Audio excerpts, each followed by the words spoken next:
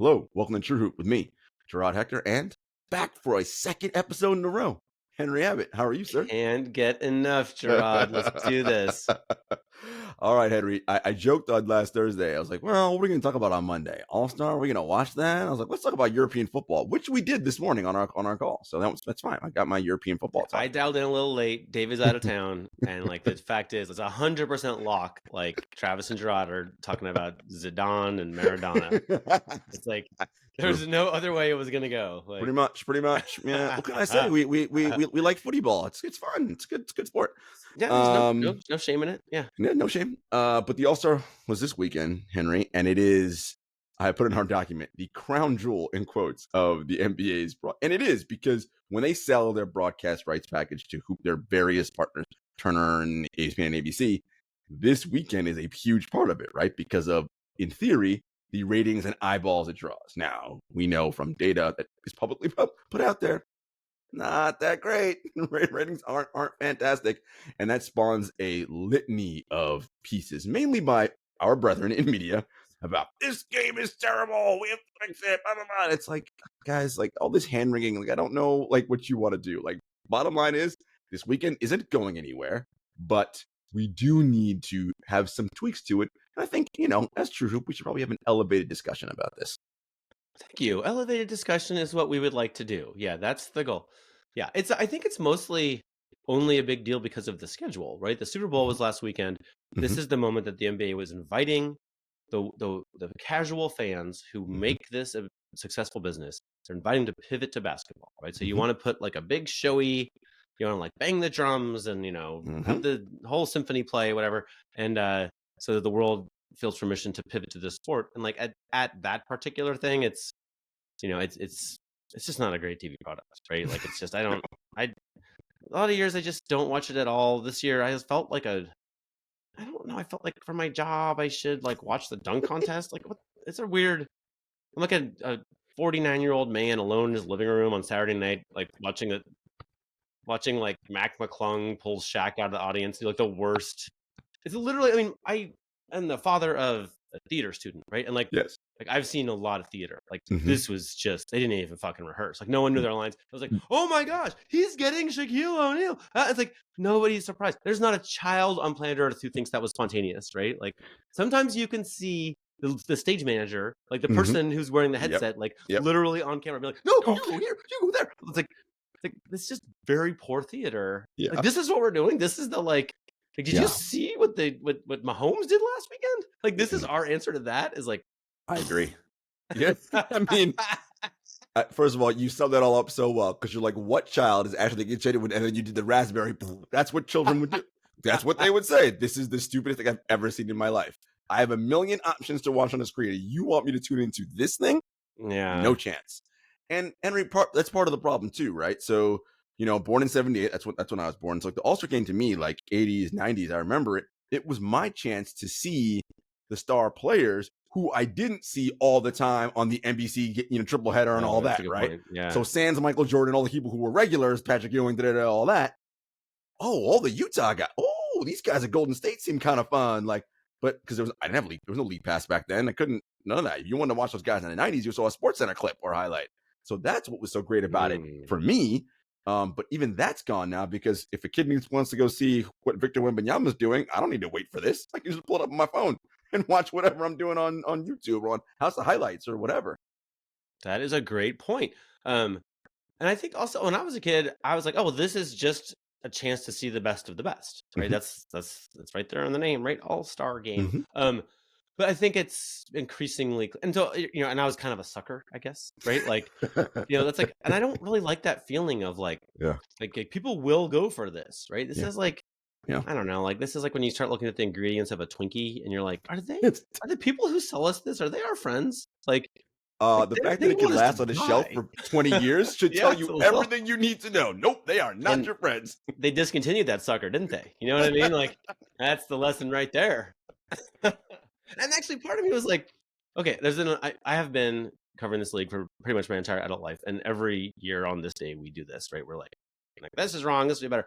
And then my new attitude this year is I'm not sure it matters if it's not fixed. We don't even need it. Like, if it's either it matters. If it matters, then it's because children are falling in love with the game by watching it, in which case the numbers would be good and we're fine. Mhm. If they don't fix it, then the pain is felt by ESPN. Mhm. Really only.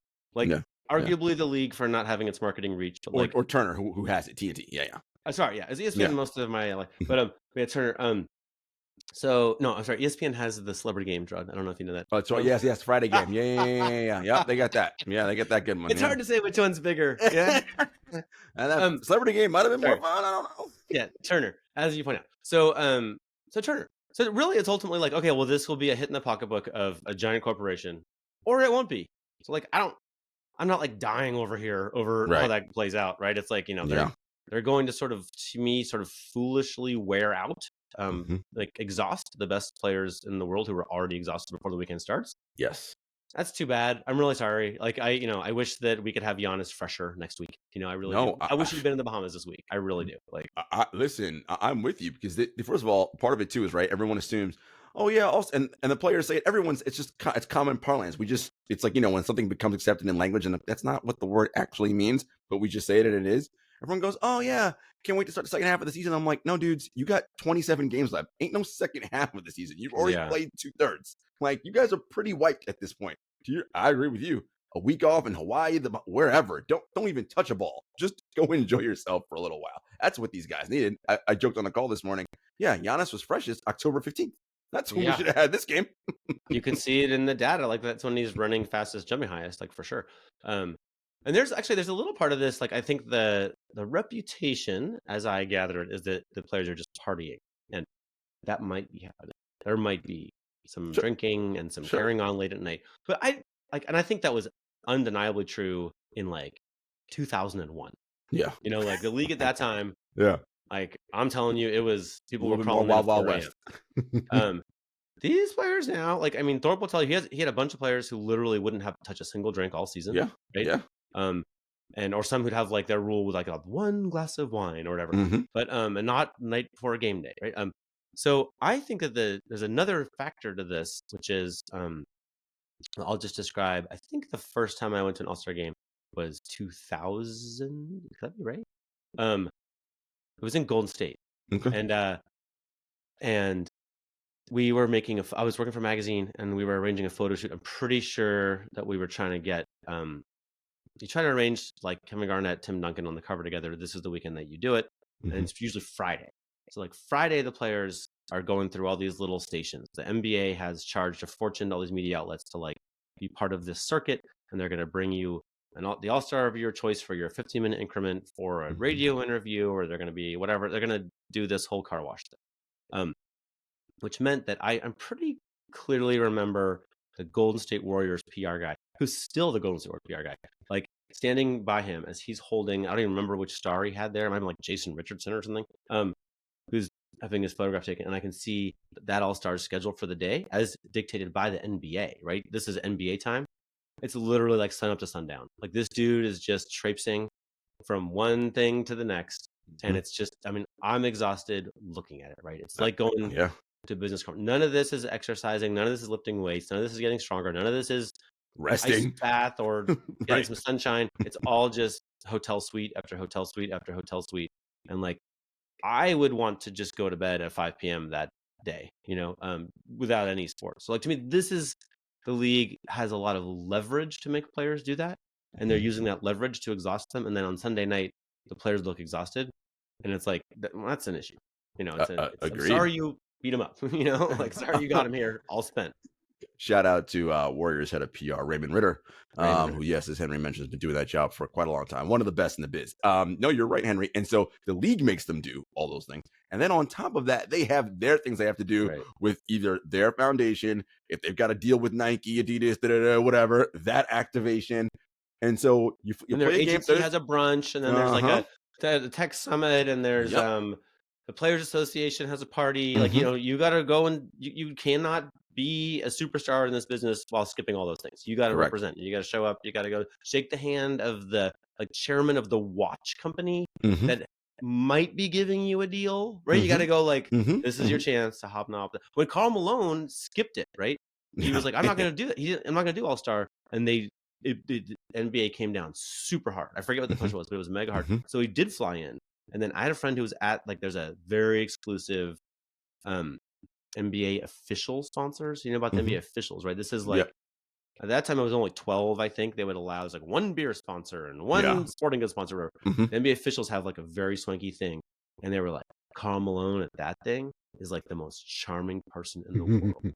And this, I think, might be the point of All-Star Weekend for the Yes. business's bottom line, right? Of Is course. like there's a few CEOs, a few bigwig sponsors from marketing people who really, really, really matter to the NBA. And the NBA is just like, it's time to perform, Carl. It's time to Pretty perform. much. Like Yeah. you gotta hobnob. You got to with be these on people. parade. No, the best and brightest have to be on parade. I mean, that's really what All-Star Weekend is, right? It's why it's never going to go away, because it is important to the league's bottom line. Again, those partners Henry mentioned, LeBron, Steph, KD, those three especially have to go shake hands with these people. And right, like that's just what matters right now until they're done. And then it's Tyrese Halliburton and whatever the next crop is coming up right behind them, and Jokic and this one and that one. That's their job. And LeBron's mostly like, I'm gonna hobnob with people that are doing business deals with me. Right? But then NBA's like, not today. Today you're gonna hobnob people who's doing business deals with me. Right? Like that's what's going on there. Yeah. Little tug of war, man. And it's Yeah. and these things matter, right? Because we're always about, we want the players at their best. So if you play a game Thursday night, which quite a few teams did, you're finishing late, you're flying in late Thursday nights, you're getting into Indiana early Friday morning, 2-3 o'clock, you're getting a couple hours of rest, and that first thing is like 8 or 9 o'clock, and you're ready to roll. And it's like, guys, and it's all day, as Henry mentioned, Friday, Saturday, Sunday. So it is what it is. Henry, one of the things that also happened over the weekend was we had a record scoring performance of the All-Star game. A team scored over 200 points, which I guess 200 is a number that makes people uncomfortable. I don't know. Like, it's just, that was it. That's the number. And everyone collectively, and by everyone, I mean our brethren in the media, lost their minds. We've got to play better defense. And I'm like, but it's a game by definition that's not real. So how do you presume that they would play better defense? And then you get all the, well, they used to. I'm like, I challenge you, besides that 2001 game in DC, to find me a game where it was so close that, yes, in the fourth, everyone guarded up like they were serious. I watched a lot of All-Star games growing up, Henry. I don't remember a whole lot of defense being played in those games. That's just not what it was. They are throwing it off the backboard and they are catching it in midair. Like that's what we're supposed to be. Right. Yeah. So it's trying to excite people. Yeah. All these cool things we can do. Anyway, so it was a lot of questions in Adam's press conference about the defense and lack thereof in the league right now. And this is a problem. And I'm like, guys, I don't think that's it. I think it's a little more nuanced than that. I think the skill level is so high, as we often mention so many times on this show. And that in and of itself makes it very difficult. And as David will say time and time again, listeners of the show, if a team's going to make 43s, I don't care what, you're not winning. Like, you're just not. The math ain't mathin', as the kids say. And that's, the East was hot from 3. West wasn't. Game over. Yeah, I think there's a little bit of like, did you ever go to the Harlem Globetrotters? Yeah. So like, you know how that looked, where it was kind of like, the Washington Generals. The Washington Generals, right? Like, I think that's what you see a little bit when you see 211 points. You're just like, oh, it was the Globetrotters, right? It was like, just kind of silly, right? Yeah. And I think there's like, it was kind of, I don't know. Maybe it wasn't, maybe it was the NBA Finals. I didn't watch it. I don't even know. But to me, like, until we solve the, like, delivering the players to the tip-off ready to go, right? Like, I don't want to hear about it. Like, correct. It seems like right now, every single problem the NBA has, the answer is the players need to do more work. Because it's like, bro, you could do blood tests, you could do saliva tests, you could do jump tests, you could do all kinds of assessments. I'm telling you, the players who've been playing day in and day out are wrecked. And that's your fault. You made this insane schedule and you cooked up a very shoddy little report saying that it wasn't a factor. It is a factor. And like, and they're not lazy, they're tired. And like, and then you gave them a gift of like a long weekend of in planes Indiana. and like just a crazy long hours of a trade show. Like, well, maybe there's other problems too. Maybe there's a problem in the format of it and the ULM ending and the whatever, the rules and the incentive structure and the money. Maybe we need to fix that. But first of all, get athletes being athletic, right? Like, no one's ready for that now, right? Like, that would seem to be Get athletic people to be seems to be the first thing. Let's do that. No one was looking Yeah. all that athletic this And weekend. threes are what you shoot when you're tired, right? This is like, I know Yes. this, right? Like if I wanted to, if in some very weird universe, I were hired to organize like a fun game for like a grade school around here, like Mhm. I would try to just find shooters because without the athleticism, we're not gonna have dunkers, right? Mhm. Like the Mhm. most fun thing Damian Lillard can do is just jack it from half court. So guess what he did? He jacked it from half court, He and sure one of did. them went in. So like amazing. Quite a lot of them went in for Damian Lillard as he won All-Star Game MVP. No, this is you are so right on this, and you're hitting the nail on the head. And Adam Silver, the NBA commissioner, of course, has his press conference here, and this is one of the 2 times a year where he does like a big kind of like State of the Union thing, right, where he answers questions from all these ML medias at the finals, and it's here. And he was asked about Henry, and it's kind of related to this, right? Because what we're talking about is these guys we're delivering them to a product that means something to the NBA at the worst possible time. They're exhausted and broken up and not in good shape. And it ties into the 65 game rule, which these players have to play in order to be eligible for postseason awards and the postseason and the all NBA teams and all rookie and all that. Which, by the way, isn't just some awesome moniker to have, which it is. That also depends on if they get super max money. And so these things matter, right? Okay. So Adam was asked about the 65 games, and he says, we have to wait until the end of the season to look at it totally. But, I think he did say, and I know you read the transcript as well of his press conference, that, injuries are down. And I'm like, but what does that actually mean? Injuries are down. Like, that's a very broad statement to say. Injuries are down. Well, based on what? Like, based on what Yeah. criteria? Based on what are you looking at? Yeah, no, it's a great question. Like it's hard to find an issue where the NBA doesn't give like the impression of data, right? The impression of evidence-based decisions, but they don't actually like if they were driven by this, they would put forth a scientist, right, who would answer questions and say like, this is the right way to analyze this, right? And like they don't ever do that. Like you won't find an example of that. So they just kind of they're data-esque at the NBA, right? Like they know they're supposed to have data, and so they say they have data. And if you want to see the data, they will flip you the double birds, right? Like they're just like, ain't no way you're seeing the data. Like I've been through this personally many times. Like it's a playbook for sure, right? Yeah. Adam's not going to tell you what his data is. So you have to just trust us that the data is exactly what I'm telling you that it is. Exactly the phrase, yeah. And it's outrageous. This is the other part of their game. It's outrageous to think that like, I'm suggesting they're lying. Is that like, how dare I? Right? Like that's like the mood. It's like, no, man. I just thought we'd do it like people do when they're doing it for fucking real, which is you present the evidence. Like I thought we would do that, But we didn't want to do that. Okay, yeah. So actually, I'll give a little example, sort of on this topic, on the scoring anyway. So Adam said, in response to a question he knew was coming about scoring being up, right? Wait, really quick before you go that, isn't it so great how Adam just seems to have the perfect answer lined up for every question? It's kind of a great skill. Good at this. So he said that scoring's up about a point a game. Right. And it is true. That's true. I looked it up. I didn't believe him. I mean, I didn't take his word for it. I mean, I expected he'd done his homework, but I did look it up. It's actually a little under a point on average. But I was like, well, averages are a little screwy because it could be that like the whole league is playing a slower pace, or it could be that there's more teams tanking this year, or it could be that stars are injured, etc. Right? Like so. So just as a little like core sample, I'm not saying this is the be all and end all assessment, but like I looked at like the 10th scoring team this year compared to the 10th scoring team last year, and that's actually a bigger difference. So 10th last year was the Jazz, 115.8. Oh, here's the other thing. There's a different number of timeouts overtimes every year. Yes, correct. So totals get a little screwy, right? They the do. Number of minutes played. So you got to look at points per 100 possessions, right? You see that, Henry? You're already giving too much context here, Henry. Yeah. 1 point. That's all it is. Yeah.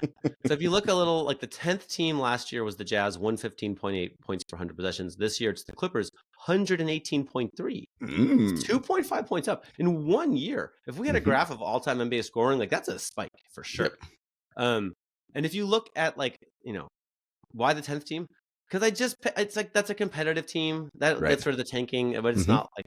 So just for fun, I also looked at the 5th team, 3 points up. I Ooh. didn't take notes on that one, but just trust me, okay? You can look it up yourself. So 3 points up. Meanwhile, this to my ears anyway, this question isn't coming up because I know people who are super alarmed at these numbers. I don't think people even know these numbers. What Correct. I see happening is people are alarmed at the highlights of insane calls, right? Like Mhm, mhm, where the offensive player is like basically like pulling a pin from a grenade and mhm. throwing it into the defensive players, and the defensive player is now dead, and they're like What? foul on the defender, right? Right, Like exactly. that's what it looks like this year. Right? It's just like Mhm. insane stuff. David can talk about it more knowledgeably, but he's basically advising his players just don't touch the driving player, right? Just Correct. don't touch him Hands behind at your back. all. Sometimes you can not touch him and still get called for the foul. You What will. feels different to me is that, right? Like, and this is what players are talking about. This is what coaches are talking about. This is why coaches are bringing laptops to post-game press conferences to Mhm, fucking show this, right? mhm, That's mhm. what the issue is about. That's what the question is about. And Adam Yes. Silver knows it, but he gives this. Oh my god! Like, Scoring is uh, actually only up 1 point, and the NBA is not trying to favor offense.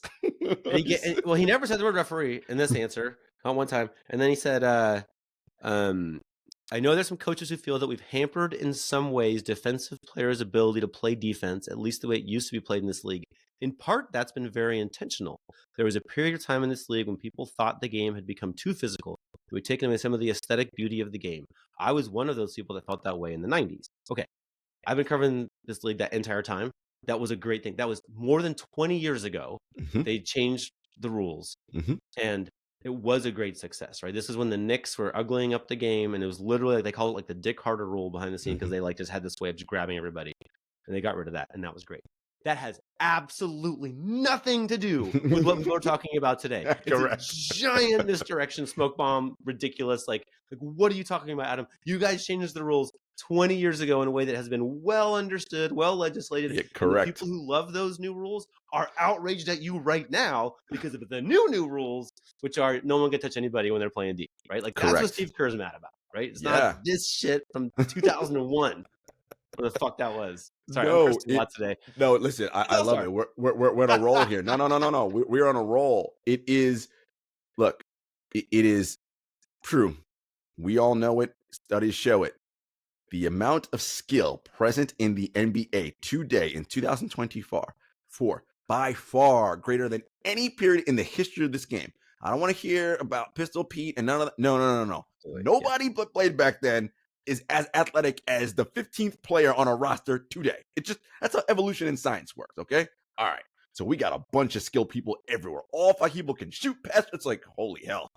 Totally true. So that makes defense harder now because instead of, oh, I don't got to worry about that guy because he can't really do much with the ball. I got to worry about him and I got to worry about that guy. If my man, if he gets beat, I got to cover for my teammate. It's a lot to process, by the way. Everybody's bigger, faster, stronger. The court dimensions have stayed basically the same, which is problematic, right? But in a way, they've changed because you have people who shoot now at 38 to 40 feet. So I have to go out and guard that far, which now means there's a bunch of space that people have to cover behind me.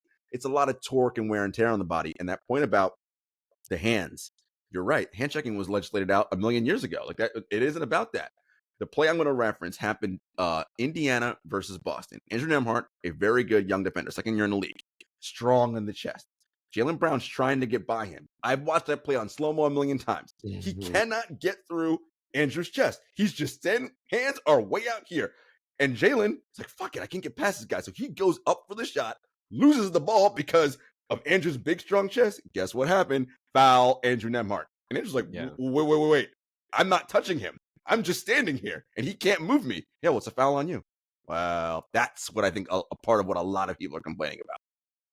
And so, everything you said about how the game has changed is true. Every possession, both ends of the court, all the time, and it's beautiful. It really is like what's so sad is that we're arguing about like shitty parts of the game. It's the peak basketball, as Kevin Peak Durant said. basketball. It's like the most beautiful basketball. Like I saw Dominique Wilkins was basically saying like, "Oh, we had our bodies conditioned to get fouled, so like I would average Lord. 35 easy." It's like, No, no, you you wouldn't. Definitely wouldn't. There's one little wrinkle where it's easier today, but the fact is, every defender is bigger, stronger, faster than everybody who tried to defend you, and they would eat you alive. Like, or he'd have Correct. to evolve. Maybe he would evolve, but Correct. he didn't face athletes like this. He didn't, Nope. and it would blow his mind, right? So, to me, The little much more specific concern here are the, like, I don't know, I'm gonna make it up, like 8 calls a game that are a little bit kind of mind-blowingly in favor of the offense, Mhm. which cause everybody to be hands off all game long, right? Like, I don't think free throws are way up, but I think Mm-mm. that shooting is up because everyone's got a little more room. Well, the stars do anyway, right? Oh, Like, for sure. I think that that's what's happening is it once David Thorpe is telling his clients, as are lots of people, just like, hey, whoa, hands off. Mhm. Don't play regular defense is what they're saying. Like, well, now Mhm. that does bring up scoring a little bit, Mhm. right? Like, Mhm. Mhm. my favorite play, Jarod, was there was one, oh my gosh, maybe 10 days ago, the Blazers Jazz, no, Blazers Nuggets, Mhm. and high pick and roll, and Jokic sees that he's going to be guarded by Scoot Henderson, but Scoot's like a little slow. Scoot's kind of in the middle. He Mhm. literally just grabs his arm and is like, "You will guard me," and like and just pulls him over so that Scoot's like between him and the hoop, and because he's a rookie and Oh, Jokic is the exactly. MVP, so this is how referee Exactly. works, right? So he Mhm. gets his rookie, the smaller rookie, and then and he's put him like maybe too far away. Like Scoot ends up a yard from Jokic, and then Jokic gets the ball. And the instant he touches it, Scoot gets in perfect, like, take charge position, like my 8th grade coach taught us. And then Jokic literally just like aims his left shoulder and just pile drives like it's rugby. Boom! Sends Scoot. Defensive foul. Scoot actually landed outside of the gymnasium. He flew out of the building because Jokic knew before he even touched Of the ball course. that this was going to be a foul on Scoot. And like, Mhm. that's what we're talking about, Adam. What's your answer to that question? Ref games. That was Silent Yeah. Thursday show. These are the ref games that the players Yeah. play. Yeah. And No, this is it's the only time we get to see Adam, like, take questions. Could we get a fucking journalist in the room? Could somebody ask a hard question? Like, could somebody be like, no, Adam, I'm not talking about Dick Harder's defense in the 90s. I'm talking about this play. Like, why does he have to be so insulated from that? Right? Like, yeah. It's it is this is a point where we're at, right? And all of this is about the delivery of the product, right? And so every time we mention or one of these things comes up, it's sort of obfuscating like the bigger thing, right? It's like, oh, the players don't get, we need more effort from them. It's like, no, you're getting plenty of effort. That's not the problem, right? Like it's, oh, well, scoring is actually only up a point. No, we just talked about it. Let's dig into that a little bit. This isn't what we're talking about. Like, no, let's get deeper and nuanced here. Let's not show them anything nuanced. Let's just, larger point is this. This is the story we want to tell. Move on next. And, people just accept it. That's what it is. And we here at Troop are like, but that's not really the story, guys. well, I Like, there's more guarantee here. Adam's worried about it. I guarantee he's thinking about it. I guarantee he's had phone calls and meetings about it, right? Like, and in a normal world, he would just have to kind of like earn his credibility Mhm. on this topic from kind of putting a little daylight in there. That's what journalism is, right? That's like, this is how it's supposed to work, right? It's like we're supposed to believe more in Adam because we've seen his thought process through these tough things. Like, Mhm. I think if you're like Stern was a much stronger leader in this sense, where he's just kind of Mhm. like, you know, like he would say a lot more stuff, right? Mhm. And sometimes he'd be more vulnerable, sometimes he'd be less vulnerable, but you'd have a lot more of a window into it. And like Mhm. with Adam, I think they seem to have a strategy with Adam of just like we mustn't let him look weak, right? And so they have, Mm.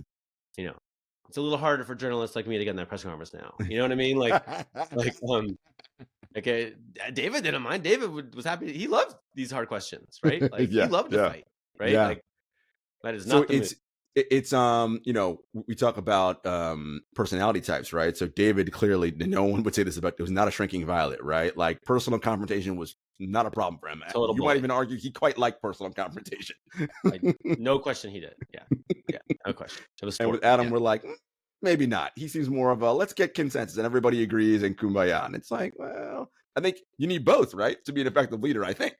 I mean, there's different things, right? It's like, this is like the Godfather, like he's a wartime consigliere or whatever, Right. right? Mm-hmm. Like Stern was a wartime consigliere, right? Correct. And if he didn't have a war, he would just make one up, right? He would just like, let's go fight somebody, right? Like Let's just go fight someone.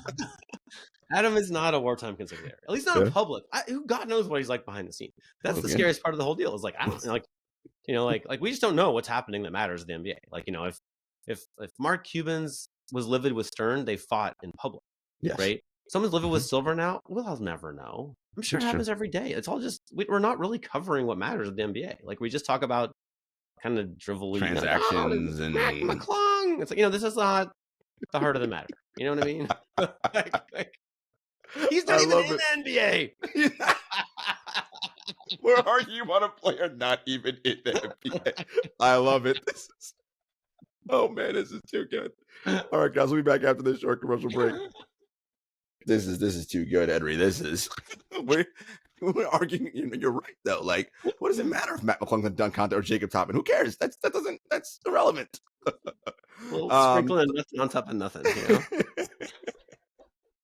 so we have the ability to see data of what's popular and what works, right? And I would imagine, without having seen the data, that from this weekend, I would guess the highest rated thing was the Stephen Curry Sabrina Ionescu 3-point showdown. Yeah. And I'm only getting that based on the excitement of it and the kind of conversation online. And we'll get into Kenny the Jet Smith's idiotic comments after. But I mean, these two friends decided, hey, let's go against each other head to head. Because remember, Sabrina had the WNBA record 3-point win, shooting All-Star contest win. She scored 39 points, something like that. She was unbelievable. We are like, oh, let's see her go head to head with the greatest male shooter of all time, right? And Stephen Curry. And Henry lived up to the hype. It was great. Going into his last rack and his last two shots, she was still ahead. He had to knock down the last three to win. And I thought it was outstanding. A really excellent thing. And geez, who knew, as you said on our call this morning, the thing we've never done before is probably the most popular. Shock of all shocks. Yeah. Because it felt like, by the time they're, doing their very staged things in the dunk contest, right? Like that feels very inauthentic, right? And this felt like, I felt at the very least like Sabrina put herself out there, right? She's been, I don't know how old she is, but she's been working towards this moment. Like I'm sure she's been kind of fantasizing about it since she was like 12, right? I'm just guessing, but like she had real stakes. She had emotional stakes. Like imagine if she'd won, right? Oh like, my, it would have been nuts. Like she would have done a thing for a whole gender, right? Like, and it would have been the greatest thing that ever happened at All-Star Weekend, right? Yes. And she almost did, right? Yeah. And so that the fact that it felt real and it was inclusive to like casual fans and even women, felt like fresh and new and like a step in the right direction, right? Yeah. And and to me that was gave me a little sense of like, the last authentic thing that happened All-Star Weekend. I think there was a year, this is before my time, but I think there was a year that the players refused to take the court without the league honoring their union. I think is how the NPA first was invented. Like that's a big that thing. was authentic. Yeah. I remember that. Yes, that was in Teresa's book. Blackball. Yeah. This is whenever that was in the 70s. Yep, sounds about right. But so that's like, woo, that puts a little bounce in your step, right? That's a zing of reality. And so this had a little whiff of that. So yeah, to me, like, I don't know. I'm interested in your take. Like, is there a tradition of All-Star Weekend that's so important that we need to keep it just because it's a tradition? No. I mean, right? There's like, there's nothing. Beyond the fact that what we talked about at the start of the show, which is this is important for the league and its partners, and beyond that, no. Like, to me, there's nothing. No, the game that slammed. No, none of that. None of it. Not we just need like, what's the most fun stuff that we can come up with these players? And like, Steph and Sabrina had a good idea. Like I used to, I mean, we've been talking about this forever, but like years ago I was advocating. I still think it would be really good. Basically, like, let's say you get like 4 players all mic'd up, and everybody has like $50,000 cash, and now it's just basically like just gamble, like just like I can do this. Can you just like make whatever deal you want to make? Like, I like it. I like it. Just like I don't know how it plays out, but like someone's gonna end up with all the money. Like we go till someone has all the money, and they're competitive SOBs. And it's you. Listen, you're definitely gonna have some not suitable for work language, but guess what? Like, listen,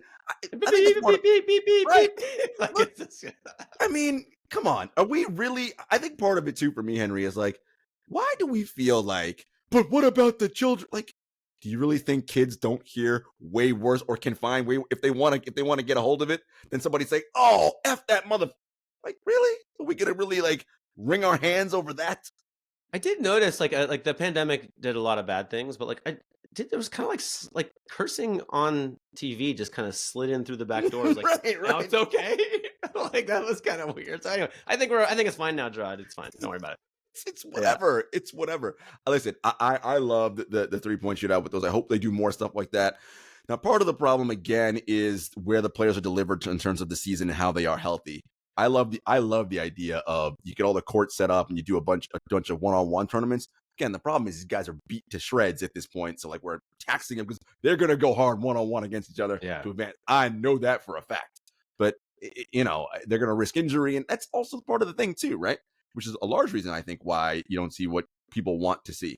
They know we got 30 more games to go. I can't tear an ACL in an all-star game. No. Yeah. So it's we have competing agendas here. It's tough. I got I guess my thinking on this really started the day that so we had special access to like the hotel it was the Vinsanity dunk contest weekend, right? And when Vinsanity had just kind of started, it was like a few weeks old. He just started like blowing minds, right? And he arrived at the hotel, and forgive me if I've told you this before on the podcast. I think maybe I have, but I happened to be standing in this hotel hallway. There's a little place, like, as the players come in, they go into a series of rooms, and like the first room, let's say they get like a credential and a schedule from the NBA, and maybe their hotel room. And then they go to the next room, it's the Players Association, and they get like a gift bag and an invite to a party and this kind of stuff. And they go to the next room and on and on. Well, I was standing by maybe the first room, and Dr. Jack Ramsey, legend of the game, happened to be standing there. And somehow he knows Vince because basketball is a small world. And they have this really meaningful hug. And I'm standing right there. I didn't mean to be eavesdropping, but I was. And basically, Dr. Jack's like, "How are you doing?" And he's like, I just feel like I'm just running. Like just running. I never feel like I can catch my breath. I'm just feel like I'm going all the time. And Dr. Jack's just like, keep running. It's like, this is how it is, right? Like, I don't think, and then, so that's how he felt. Probably that was Thursday, maybe Friday, before the greatest dunk performance of all time. Like, what if he arrived to saying like, "Oh, I feel I'm great, fucking ready to go, man." Oh, like, we might have seen something even crazier. Show. Yeah, right. Like, why wouldn't we have that? Like, why wouldn't we want him like that? Like, I agree. Bench him for a game against Sacramento, or cancel that game entirely, so that so that our players can do their best. You asked me before, what do you think is sacred about the All-Star Weekend? Then I said nothing. I want to amend that. One of the great things about All-Star Weekend is the players, the current players, and their ability to connect with the older players, the former players, and the reverential conversations that happen between the generations. I've been lucky enough to be at All-Star a few times, and like Henry, when you're in a land of giants and you're 5'9", you often go unnoticed, and it's you can be kind of in the corner, and they're like, "Hey, I don't see you," and you just hear the best stuff, and it's a language that again only they know. Only they know what it's like to play in the NBA. We have no fucking idea what that's like, and I love when they're able to do that. And you just see it all up through the generations. It's very cool. So that's the one thing I love about All-Star Weekend is that camaraderie the players have. I mean, unfortunately for fans, they don't really get to see that because that's just not how it works, but that's very cool. That same hallway, actually, John Thompson was there. And like, you could just see, I forget who, maybe Elton Brand, but you could just see like, just like, there's some very meaningful things happening here. Right? Yeah. Like, it matters to these guys, right? It is a fraternity. Like, as much as like they're competitors and like David says, they want to kill each other on the floor. Like there is this brotherhood of like, we know what this is like. And like, yeah, you do. Yeah, nobody understands what they're going through, right? Like, nope. No one. I mean, we don't even, right? Like, and we try our best to be very like, it's a lot. It's a lot. It's not easy. I mean, this is where like I think anybody who suggests that like there's a lot of like loafing or whatever, like, right. Like, here's what happens if you're that guy. Like, you're immediately replaced. Correct.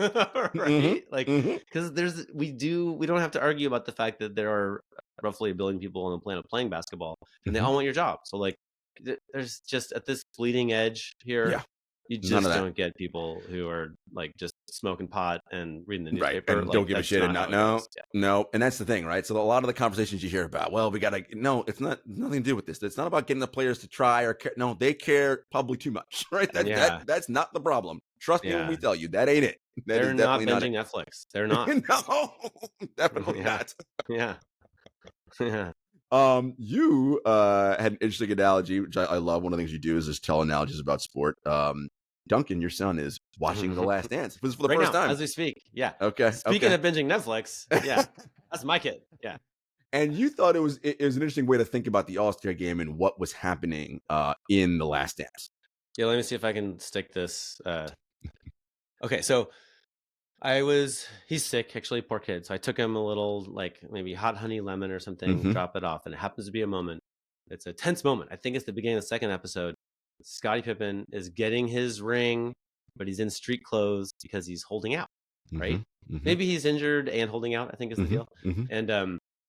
And then they both play their first game after getting their rings, and Right. then there's Michael Jordan in the locker room, and there's a million microphones in his face, and you can hear the reporters complaining about like, you're squishing me, or whatever, And anyway, so then first question is like, hey, look, like have you had a chance to talk to Scotty about his situation? Mhm. And he's like, yeah, Scotty's got feelings, like we're all proud, like you're playing this game, you want your work to be recognized, this kind of stuff. Right? Next question is also about Scotty. And Michael's like, "Oh, are you gonna ask me another question about Scotty, or are we gonna talk about the game?" And then the guy's like, "Well, what did you think about the game?" And he's like, "There you go." And Mm. so A, let's just acknowledge that's bullying. Like, okay, but B, this little crew of people with the microphones, I know that we like to shit on them, but like this is what I do for a living, right? This is Mhm. like I have a lot of respect for journalism, and like Yeah. and what happened right there is it taps into a little something where Michael assumes basically that everyone in that little scrum is going to be there day in and day out no matter what happens, right? But if you look at all the little mic flags and all those microphones, Mhm. like almost all those entities are out of business now. Like Mhm. they're gone, right? Why are they gone? Well, there's a lot of argument about that. I would argue they're gone because the content that they produced was too fucking boring. Like you can see it in the data that like this story that someone was going to have to write about the game, the Bulls' first game of the year against, I don't even think the documentary Right. announced the Because who opponents. cares? It Who didn't cares? matter. Like, but that's what we thought sports journalism was. But if you look at the data, the people who read that are few and far between. They're the hardcore fans, and this is the reason that the sports part of the paper is the part that everyone was like, you can have it, because it's only for this tiny little sliver of people who follow this stuff really ardently, right? Mhm. Meanwhile, Scottie Pippen's worked his whole life. He worked in a desk factory and he scarred up Mhm. his arms, and he's like scrapped, and he's like, he got this thing, and then signed a long deal that committed him to a low salary, and now he's getting screwed because of it, Mhm. right in front of all of us. This man's like dreams are breaking in front of us. That's what Mhm. every movie's about, right? Yes. Like Mhm. this is exactly like this is what the media needed to write about, Mhm. not because we're salacious assholes, Right. but because we have to tell stories that people care about, and people don't care about your third quarter run, but they Mhm. do care about Scottie Pippen's heartbreaking, right? Mhm. And it did break, and it's still broken, and he's still going on documentaries like this, being pissed off about it, right? Correct. So MJ got to pick the topic, and he picked one that was good for him. And by the way, what did it save him? It saved him a second, mild little 2 seconds of soul searching. That's Right. all. His stakes Yeah. weren't very low. He could have Mhm. just said like, "Geez, I wish they would pay Scotty." Like, but he didn't. That was Simple. too much for him, right? So to me, I'm like, this is what the NBA does too, right? Like if you, um, they go to a lot of trouble to pick the topics, right? Mhm. And I think that with All Star Weekend, the topic that you're supposed to write about is how incredible the athletes are, how fast they run, how high they Mhm. jump, how incredible they dunk. That's where I feel like these like 50, 60, 70-year-old journalists who are all recording podcasts right now saying how shitty the weekend was, right? Like um, they're doing that a little bit Right. because the only topic they're allowed to talk about is this little narrow thing. And Mhm. even in that narrow lane, it sucks. Like they don't run fast and they don't jump high Right. because they're fucking tired. But to me, I'm like, And they're broken and hurt. yeah, like we're just supposed to go, oh, it's the most incredible thing I've ever seen. Like they're high schoolers who run faster, jump higher because they're so tired. Like, Correct. yeah. Correct. So that's, anyway, there you go. Probably enough lecture on that. No. Listen, I am with you. No. I think this is important. Like look. I forget who said it, right? Like in years past, it's like a famous saying that like sports is the toy department of the newsroom, right? That's always like the Yeah. view of it, right? It's not serious. And it's like, okay, yes, compared to like bombing, yes, it is low on the priority list. Understood. However, human beings are involved in these stories. And yes, Scottie Pippen, that was immense heartbreak. And as you so well pointed out, it's evident because that heart's still broken. That's why MJ's not any good because he felt like this guy who I went to war with and we won these things together, who I thought was my brother in arms, has gone out of his way to not be my brother in arms. Oh, so that's how this works, huh? Okay, And cool. it's like, like when Michael was out, they won 55 games. Scottie Pippen, like we now know, Could have won MVP that year. In conventional box score stats, he was super elite. But Mhm. now we know, like this, like guard the other team's best player, Mhm. super rangy defender, shoots threes. Like these players are like more valuable than we ever knew, right? So I think that Michael Jordan was better than Scottie Pippen. Of I course. think it was a lot closer than everybody thought in real time, right? And he made, I mean, on the court, I'm gonna say like 10x Scotty, Yeah, and like easy. and off the court, Oh, infinity x Scotty, right? Yeah, not even This a thing. is why Scotty's pissed off, right? Like it just seems like it was. I'm gonna what it might have rightly been like 70-30, 60-40, 55-45, but instead it was like a little 90-10. crumb for Scotty, and the whole world, all these popes and presidents, and like everybody just lies down for the great Michael Jordan, right? I think that could get on your nerves a little bit, Well, listen, especially if you know intimate details about Saint Michael Jordan, and you're like, really, that guy? Okay, cool. I get it. I get it. Yeah. No, it's listen, it's a lot in this game. It really is. And we talk about it, Henry, too, around the sport. There's a macho culture around it, right? And something that we try to break through a lot often and like just talk to with more nuance. It's like, guys, we're not cavemen. Like, it's okay. Like, you don't have to like act in that, oh, fire. Like, you don't know. You can just actually speak like a human. Like, it's fine. Like, vulnerabilities, it's cool. Don't worry. Like, you're not soft. Like, I promise. It's okay. And I say all that to bring up, because we were talking about Sabrina and Steph, and Kane and Jet Smith said after the game, I'm paraphrasing, oh, it was great, but I wish Sabrina had shot from the women's line.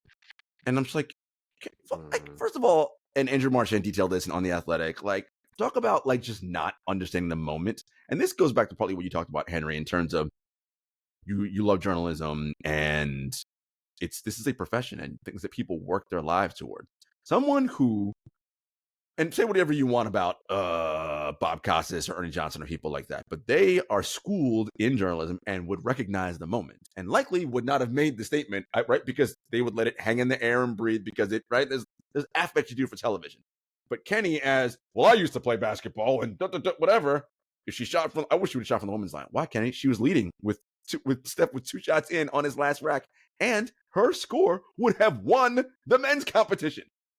Hello, yeah. What are we doing? Yeah, it was like the part that got me was, and here I'm just reading from Andrew's article, is there's a women's tee in golf and there's a men's tee for a reason. God, and it's just like I would just say, like, I don't know of anything like that. I'm a regular guy. I go to the same places as people, like I'll see a Costco. You know what I mean? Like, I don't go anywhere in my life ever that's as misogynist as the NBA, right? Like, this is, I mean, I don't know. Is there another entity on the planet that as of 2024 hasn't had a female leader of any significant kind whatsoever, right? We haven't had a coach. We haven't had a GM. We haven't had a commissioner. Like, we haven't, like, the Army, we're behind the Army. We're behind like everybody, right? And, it's not a stretch to suggest that like a lot of the NBA sees women primarily as sexual objects, right? Correct. Like, do you need me to provide evidence, or are you just going to trust me on that one? I have been around life long enough and been around this league long enough and dudes long enough to know, yep, a 100% fact.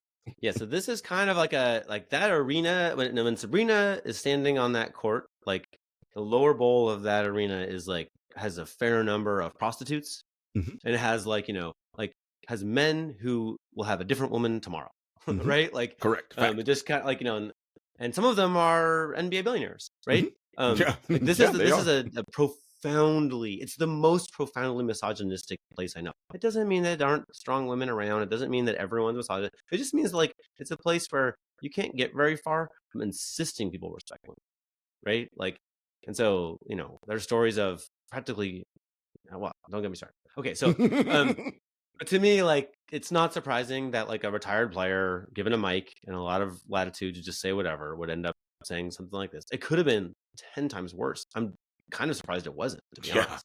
Yeah. Like, So yeah, I mean, it's a bummer. I just feel like it's, I spend a lot of time uh thinking about women's sports and watching Yeah, women's sports, and like yeah. it's like we're just so behind in the NBA. Like we're just so Just behind. and it Like, just and it's just the way that people often talk about, like, the casual, like, man on the street talks about women's sports, right? And again, it's from that standpoint of, because they're like those they're the men you're talking about, who they primarily view women as sexual objects, right? Or baby yeah, makers, or people that cook food, right? So why would you be playing this thing? And I'm like, dude, do you have any idea how fucking good these women are? Like, any yeah, clue?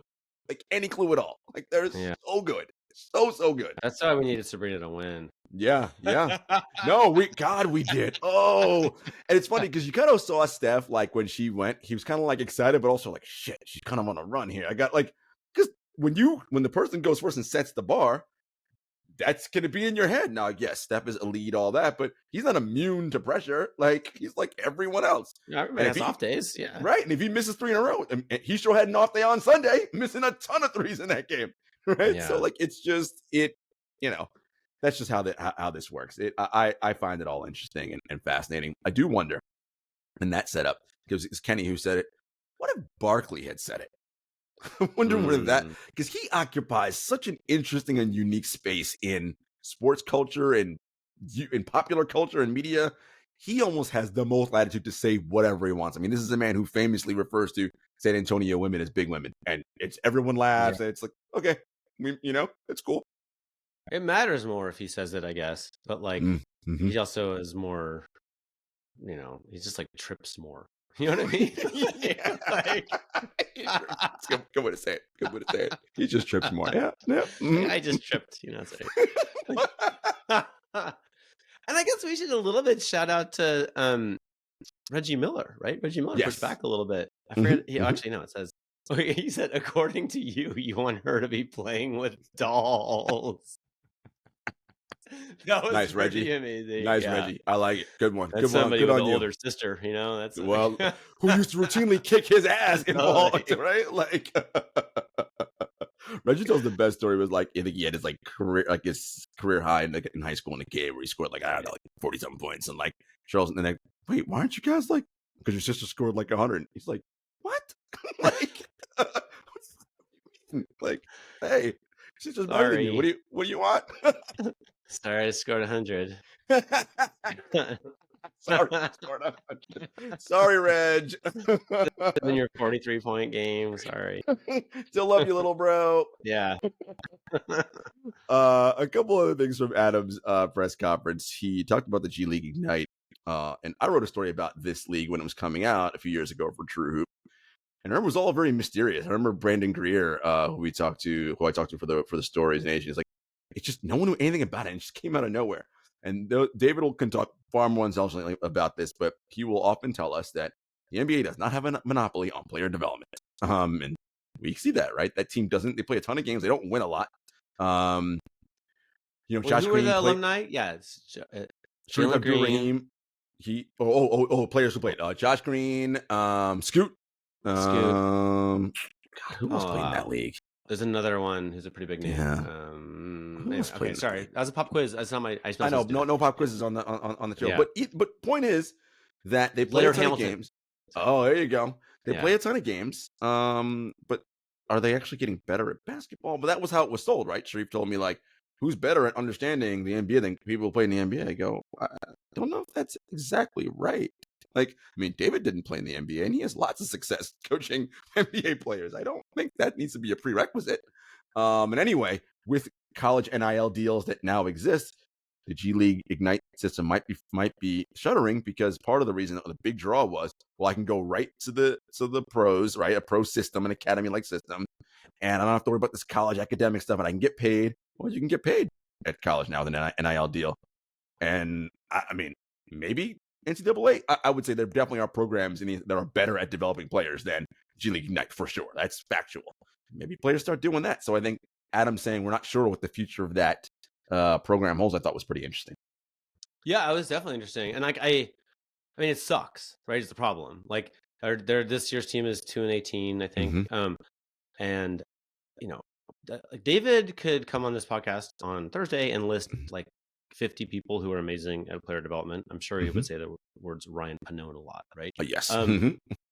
I could make a smaller list, but I know a lot of these people, right? Oh, Charlie Torres was on this Yep, show, right? correct. Yes, we had him on. Yep. There's a bunch of these people who like literally like live out of their cars in some cases. One guy lived on a boat. Ross McMains is the name you hear. These dudes are like lifers of like, oh, I noticed that you're doing this little thing with your elbow when you shoot, right? Like none of those people got jobs with the G League Ignite. I'm not saying that I know all the best people. I'm just saying like it feels like to me if you were in this very small world that we work in, if you were collecting for the screening for the purposes of elite player development, you probably would have caught somebody David knew. Correct. Right? I agree. In your net. But instead it was like very, I mean, I don't know. The complaint I heard when it was new was that it was like kind of a setup to steer stars to Aaron Goodwin, right? Like Sharif Abdurrahim was an Aaron Goodwin guy. And a lot of the key people seemed to be approved by Aaron Goodwin. And the idea was, and I think Jalen Green did end up with Aaron Goodwin. I believe so. But so when you're not honestly trying to make it about player development, then you might not succeed at that. And I think, in fact, like those three players, Scoot Henderson, Jalen Green, and Leonard Hamilton, are I think probably just the absolute poster children of like physically super gifted and entirely in need of player development after reaching the NBA, right? They were maybe the most poorly developed players. Like if you were looking to just get better at basketball, you would probably go to any of the other options, right? So to me, like this is the problem. If they had arrived like Victor did, right? Like Victor went to minor league France and got developed way the fuck better, right? Like he's ready to play.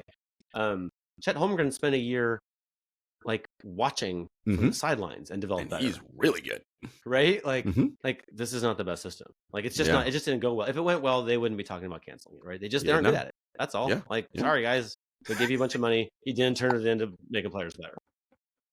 Sorry, guys. It didn't work. Sorry. Yeah.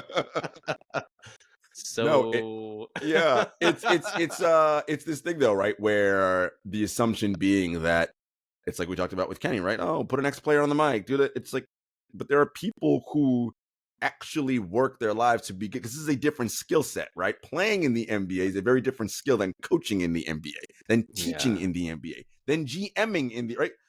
Yes, you understood, no doubt about that. But can you then translate all that you know into making this person better? No? Well, that's coaching, right? Like, well, then you're not good. Yeah. It's super competitive. I mean, it's a super competitive world that we live in, and there's a lot of money at stake. And, you know, the person who's best at player development isn't someone who just thought about player development starting last year, right? Like it's, you know, I mean, David's been doing this forever.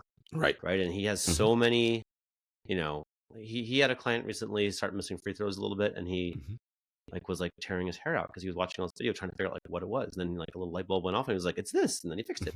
And you know, how many problems can you solve is like a reasonable question. This is a question for a doctor, right? Is like what kind of sick people can come in here and you can have them leave feeling better, right? Like that's a question for a player development coach. And I think if you're new to it, like it's unlikely you're gonna have a long list of wins, right? And like, why can't Leonard Hamilton get minutes right now, right? Like remember David about Leonard Hamilton before the draft? He was like, I love this guy, right? Man. Like he's got a body from basketball heaven, right? But like, but he just needs to learn basketball more, right? Like, even though he just took a year or 2 years, a year, I think, and didn't learn much. Like an academy of this run by the NBA, and it wasn't good enough, you know. Yeah, no, it's again, it's a different skill set. You know, we talked about European football to start the show, right? They have academy systems. That's how they do things over there, right? And even they don't even get it right all the time, right? They're sometimes get really bad at it, right? Like it's not easy. It's a different type of skill, and it's hard work. And as you said, you had to have studied this, like made it your life's mission. Dude, this is what I want to do to solve all these problems, right? Like if you're like in charge of player development for Chelsea and you have 14-year-olds, then like and if you aren't getting them stars, you're fired. Right. But in this G League Ignite thing, like if Scoot gets to Portland and he doesn't know how to read the pick and roll, like do we even know the name of the person who sucked at that? Like you know what I mean? Like whatever, next. Like we'll get some more Scoots in here. Yeah. You know? That's exactly right. No, this is the nature of things. Some NBA news came down, Henry, before we got on. The Nets just fired Jacques Vaughn. They just extended him beginning of last year through 26-27. Look, this team is 11 games under 500. They're 2.5 out of the play-in right now. That's what they want to do. They want to make the play-in. They're going to give a whole lot of song and dance about. We're not sure if Jock and Stars want to play for Jock. I don't know. Kevin Durant seemed fine playing for Jock Vaughn, so I don't know if that's it. Again, this league is difficult. Being a head coach is difficult. I know there was some tension between him and Cam Thomas. I know fans wanted him to play Cam Thomas more. And you'll love this, Henry, as the Cam Thomas skeptic on this podcast. I don't know where this is going. Yeah. He wanted Cam to play defense better. And I've talked about it. Cam seems uninterested on that side of the floor, if I'm being kind, right? But I don't know what's going on over here. So that was a problem, despite the fact that he is an elite offensive talent. But the game's played. He's pretty good. I'm just kidding. Nice. Got to throw in his Cam Thomas dig. But as David said, maybe his best role in this league is super 6-man off the bench. You just come in and cook second units. That's all I want you to do. Maybe that's it. I don't know. You can't read the game if you can't make all the right choices. Then all you get to do is just flamethrow. Which he will love to flamethrow. Yeah. So they'll announce an interim coach, and then I guess they'll figure out who their next head coach is. I will say this: Sean Marks. This is year 8 or 9 in Brooklyn. Your 4th head coach you're going on?